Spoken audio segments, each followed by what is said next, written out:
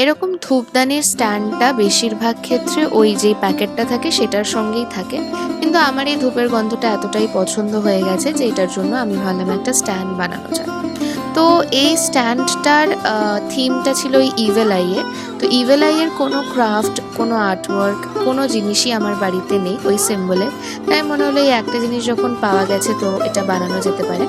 তো আমি যেটা করেছিলাম, মোল্ডেড ক্লেটাকে মিক্স করে দেন ওটাকে একটা সার্কেল শেপ দিয়ে আর একটু এজগুলোকে কার্ভ রেখে মাঝখানে একটা বড় চোখ এবং ওপর নিচে দুটো ছোট চোখ দিয়ে আমি ফুটো করে নিয়েছিলাম যাতে আমি ওই ধূপকাঠিটা রাখতে পারি।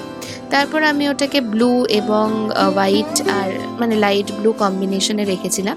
পুরোটা হয়তো ইভেল আই এর কম্বিনেশন অনুযায়ী হয়নি, কিন্তু যতটা আমার ভালো লেগেছিল, মানে আমার যেটা ভালো লাগছিল আমি সেটাই করছিলাম। তো আমার বেশ ভালোই লেগেছে, বেশ সুন্দর লাগছিল দেখতে। আর আমার ফাইনালি একটা এরকম ধূপদানি স্ট্যান্ড হয়ে গেল। দেখে জানিও কেমন লেগেছে।